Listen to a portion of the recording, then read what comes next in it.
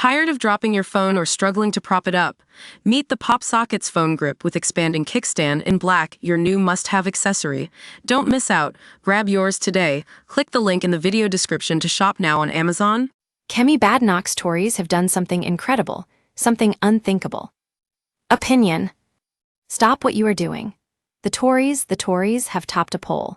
There's nothing wrong with your eyes, your comprehensive skills are functioning. The Tories, not Reform UK. The Tories.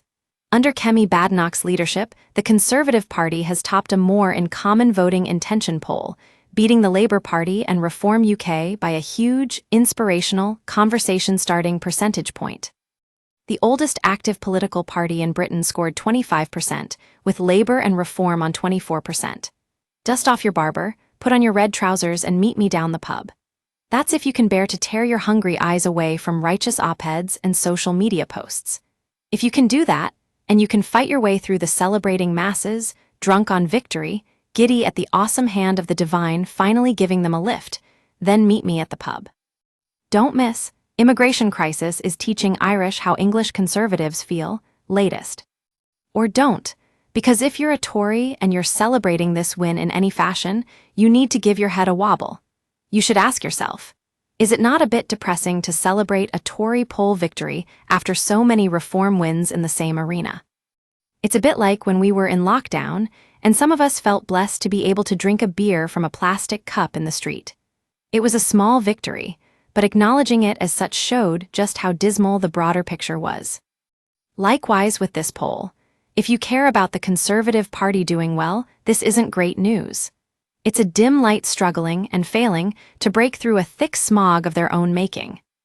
I'm not party political myself, but I am a Conservative, so I have a very small stake in this.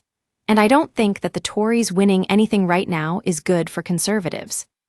That's because the party comprehensively let down its voters while in office. Getting kicked out of power is a hell of a lesson, but it won't be enough to learn from if the Tories secure a winning streak of any regard less than a year after the general election. We use your sign-up to provide content in ways you've consented to and to improve our understanding of you. This may include adverts from us and third parties based on our understanding. You can unsubscribe at any time. Read our privacy policy.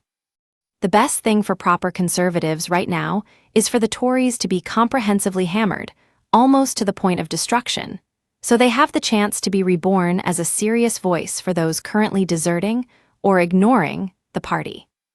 You might think that's a bit harsh, that the Tories have learnt their lesson. Is that likely? Boris Johnson won a huge majority on the back of the red wall, but didn't learn the lesson of how important that support was. He said thank you, then did very little for those communities aside from Brexit, which should have been nailed on anyway the moment Leave won. When vying for the leadership of the Tory party, Liz Truss and Rishi Sunak were reduced to trying to out-Thatcher Margaret Thatcher. How short are their memories? Or were they stupid enough to think that would ensure the erstwhile red wall stayed blue? There's a misunderstanding of the country at large on a fundamental level that surfaces time and again in both the Tory and Labour parties. Tragically, Labour don't have much incentive to learn lessons right now. They've got years of power to enjoy, but the Tories could. There's a very small chance, that appears even smaller to minds made cynical by the Tories' time in power, that if the party is left battered and bruised, it will one day emerge stronger. Like I say, a small chance.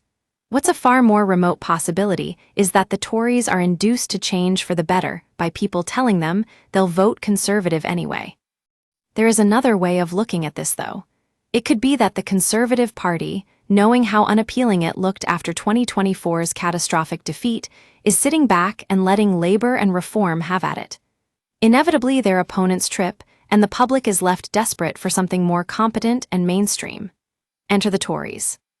If this is the plan, then the Tories don't deserve your vote.